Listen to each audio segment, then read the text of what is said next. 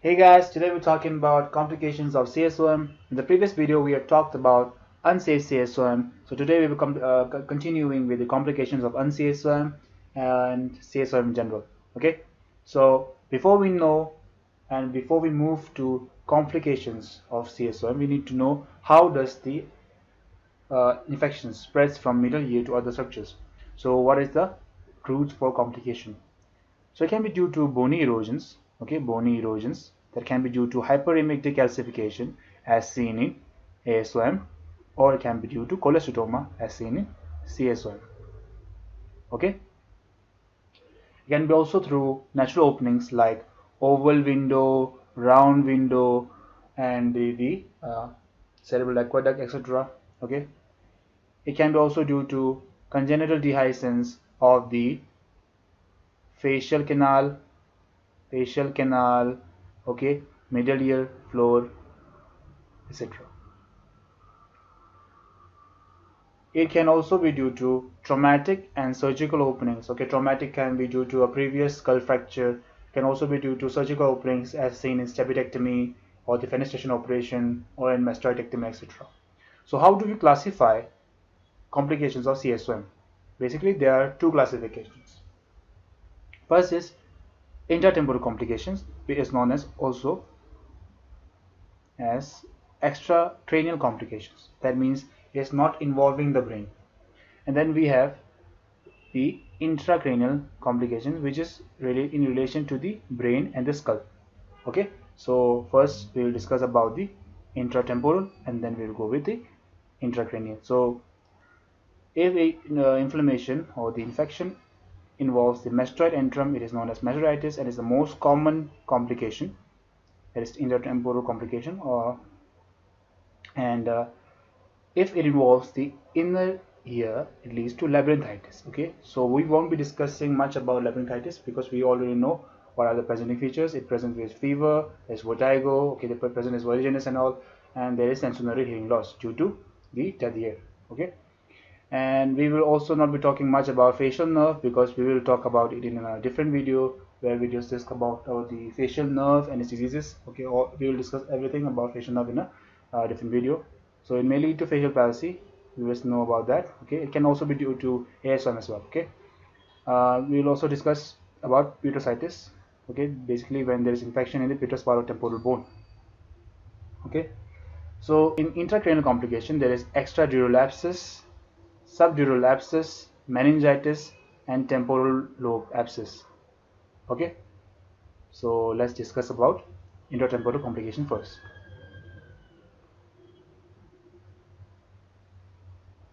So mastoiditis can be acute mastoiditis or mask mastoiditis. There is no active presenting symptoms.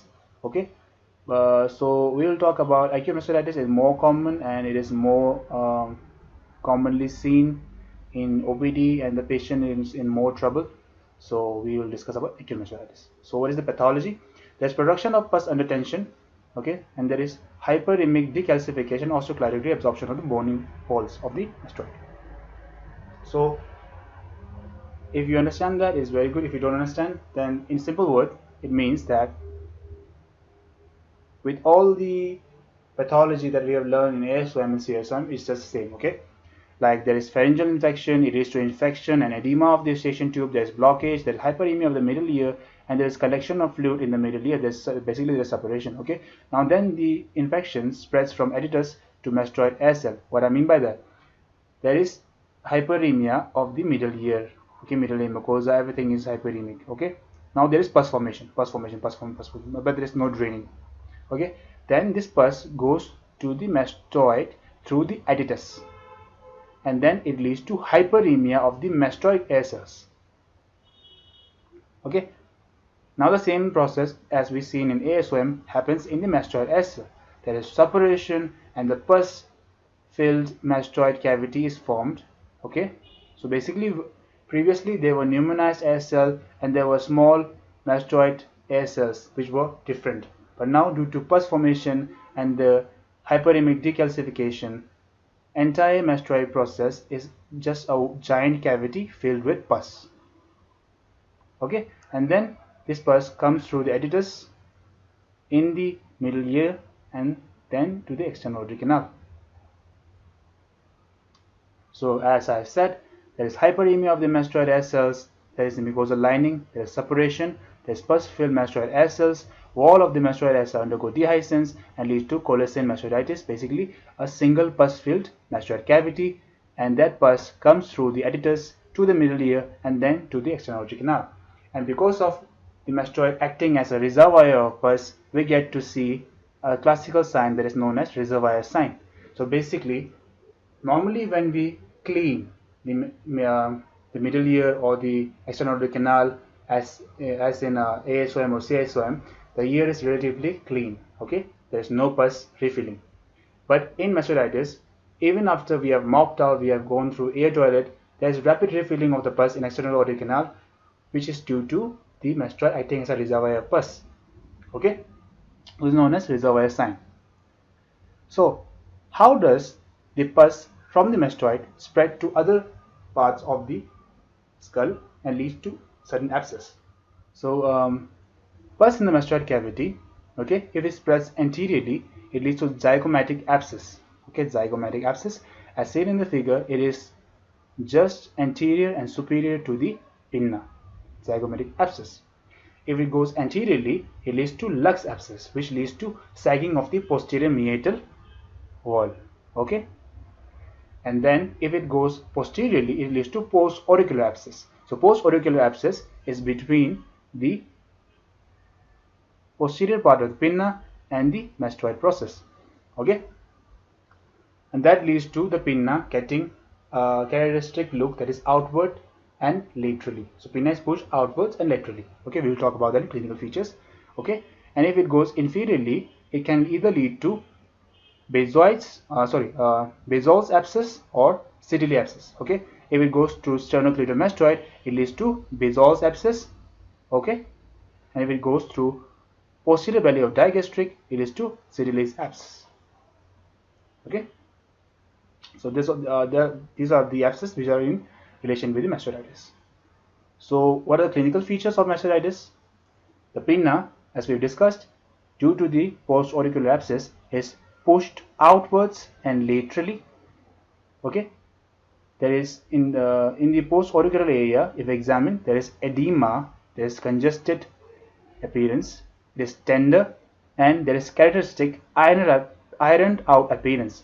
Now what do you mean by ironed out appearance? Normally we see a mastoid with a prominent mastoid bone, okay, prominent mastoid process, but due to edema it is smoothened out, smooth. Okay, now the mastoid is smooth, so it leads to a ironed out appearance. In external auditory canal, we discussed there is reservoir sign, mastoid acts as reservoir, and we see rapid filling of the pus in the external auditory canal even if it is cleaned. Okay, and there is sagging of the posterior wall of the external auditory canal. So as I have told you, in lux abscess there is sagging of the posterior wall canal. So the posterior wall is just coming out, and the mastoid here is pushing its pus here, and we see there is sagging of posterior meatal wall. Posterior wall, the external auditory canal. So meatal wall is sagging. So what is the best investigation for mastoiditis? It is HRCT, that is high resolution contrast, high resolution CT scan. Okay, it can be contrast enhanced or non-enhanced. Just HRCT is the best investigation for mastoiditis. For differential diagnosis, we have to rule out whether it is suppuration of the mastoid lymph nodes, whether it is furunculosis of the meatus, which can be ruled out if there is pain on the movement of pinna or not. Okay, we have to also rule out the infected sebaceous cyst. Okay, so these are the differential diagnosis. Now, how do we manage a patient with mastoiditis? So the mainstay is antibiotics. We give IV antibiotics depending upon the organisms that is likely to cause mastoiditis. But if there is no response to IV antibiotics for 48 hours, then we go for simple mastoidectomy, or it is also known as cortical mastoidectomy or Schwartz operation. Now here the Schwartz should not be confused with the Schwartz sign that we see in otosclerosis. They are both completely different, and we'll talk about the Schwartz sign or otosclerosis in a different video. So That's all about the mastoiditis which we need to know. Now let's talk about Petrositis. Okay. Now after the in about 30% of the population, the petrous part of temporal bone contains pneumonized air cell. Okay. So these patients are rather susceptible to Petrositis. So after there is infection of the mastoid, okay, now we have mastoiditis already seen. We all know the pathology. So after there is further infection from the mastoid, the infection spreads from the mastoid to the petrous part of temporal bone. Okay, after there is middle ear pus formation, suppuration from middle ear goes into the mastoid. There is suppuration, there is hyperemia calcification, there is pus formation. Now this pus or the infection goes to the petrous part of the temporal bone, and again here is hyperemia and suppuration and all. Okay, so how do we know if there is petrous involvement or not? Okay, so what we need to know is that in such patients, when we do modified radical mastoidectomy, even after that there is persistent of ear discharge. Okay, we just thought that it may be due to mastoid.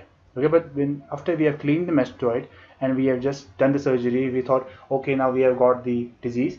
Still there is persistent ear discharge, and that is due to pus formation in the petrous part of the temporal bone. From petrous part it goes into the mastoid, and from mastoid it goes into the middle ear through the attic and then into the external auditory canal. So if there is persistence of ear discharge after the MRM, there is modified radical mastectomy, it suggests Petrositis. So other than that, if there is petrous apex involvement, it leads to involvement of the fifth cranial nerve. Okay, fifth cranial nerve, it leads to retroorbital pain. There is palsy of the sixth cranial nerve, it leads to diplopia.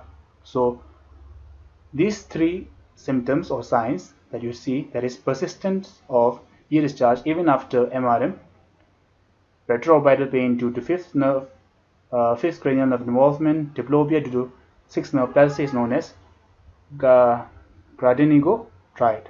So earlier it was very common to see all these three features, but these days you just may see persistence of the ear discharge even after MRM, and it should be suggestive of Petrositis. Okay. Now let's talk about the intracranial complications. First we have the extradural abscess. There is abscess formation between the bone and the dura. Then we have subdural abscess formation between the dura and the arachnoid. Okay. Then we have meningitis, inflammation of the leptomeninges, and we have brain abscess. So extradural abscess is a silent complication where we may not even know if it is present out there or not. There is no specific signs and symptoms. If there is, it is very mild, like mild headache, nausea, vomiting, etc. And we accidentally or incidentally discover it when we are doing mastoidectomy or we are doing cortical surgery, etc. Okay. Subdural abscess is also a mild complication, and it may show features of meningitis, which is pretty mild. Meningitis is the most common complication of the intracranial complications, so it's the most common one, and we see the classical Koenig sign and the Brzezinski sign. Okay, there's raised intracranial pressure, and the sodium or the chloride levels are dropped down, proteins are increased, and carbohydrates are decreased. We will not about meningitis because it is a separate topic. If you want a video, you can comment on meningitis, so we'll discuss meningitis in detail. There is also autogenic brain abscess. So autogenic brain abscess can be temporal lobe abscess, which is the most common one, and a cerebral abscess. So in temporal lobe abscess, we get the patient suffers from nominal aphasia. That means the patient basically knows an object, he knows what its use is, but he can't name the object. For example, if we bring a pen in front of such patients, they know that it is used for writing, okay, but they can't say it is a pen. So basically they can't name things. Okay, then we have homonymous heminopia, and which is often a supraquadrantic. Okay, so basically there is a blindness, like there is a pie in the sky. There is homonymous heminopia. Okay, there is blindness of a sector like this. Okay, pie in the sky appearance. The patient may also suffer from epileptic fix. There is convulsions. Okay, convulsions due to the involvement of uncinate area. Uncinate area. Okay, so due to uncinate area involvement, there may be epileptic fits. There is also pupillary changes and oculomotor palsy as well. In cerebral abscess, there is ipsilateral ataxia. There is a drunken gait. Okay, there is dysmetria, that is pass pointing, and there is intention tremor as well. Okay, there is dysdiacokinesis. There is rapid alternative movement cannot be done by this patient. Like if we ask patient to move his hand in a supination and pronation position rapidly, he can't do that. And there is spontaneous nystagmus, spontaneous nystagmus, direction changing nystagmus. Okay. Now let's talk about lateral sinus thrombosis. So, due to the Mastoiditis and due to the hyperemic decalcification properties of the mastoid pus and the infection, there is erosion of the mastoid bone, and it leads to the pus coming out. Okay, and we see perisinus abscess.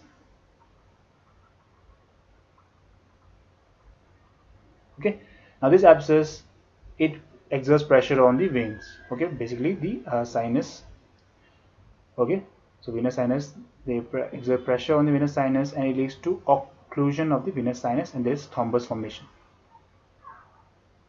Okay, now this thrombus formation is infected with pus and the organism, and when this thrombus is released into the blood, okay, either downwards or upwards, when it is released into the blood, it acts as an infected emboli, and it leads to fever. And this fever has a characteristic picket fence character. Okay, it is known as picket fence fever or hectic fever, because there is upsloping and downsloping in temperature, just like a fence. Okay, you see upslope, downslope, upslope, downslope, upslope, downslope. So due to this, it is known as picket fence fever, because of its upsloping, downsloping nature and the temperature. Okay, now when this thrombus goes to the mastoid emissary vein, okay, when this thrombus goes to the mastoid emissary vein, okay, it leads to occlusion of the mastoid emissary vein, and there is edema over the mastoid. Okay, this is known as Greisinger's sign. Okay, so if there is obstruction of the mastoid emissary veins, it leads to tender edema of the mastoid, is known as Greisinger's sign. Okay, now if this thrombus goes downwards into the internal jugular vein, it blocks the infected internal jugular vein. Okay, so the other side internal jugular vein takes over the function, and the patient may still be normal. So how do we check whether there is obstruction of the internal jugular vein in this patient? When we press the normal internal jugular vein, when the normal jugular vein is compressed, there is increased intracranial tension or pressure.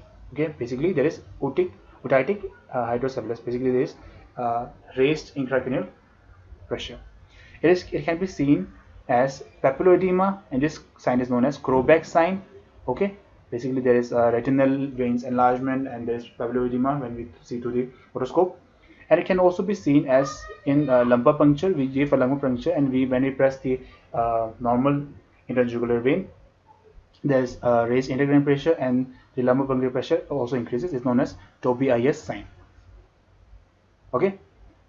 Now, how do we come to definite diagnosis? Okay, we give contrast dyes, and we do a CT or we do a MRI, and we see that the thrombus does not take up the contrast. Okay, thrombus does not take up the contrast and the thrombus wall appears empty. Okay, so if there is this vessel, okay, there's thrombus.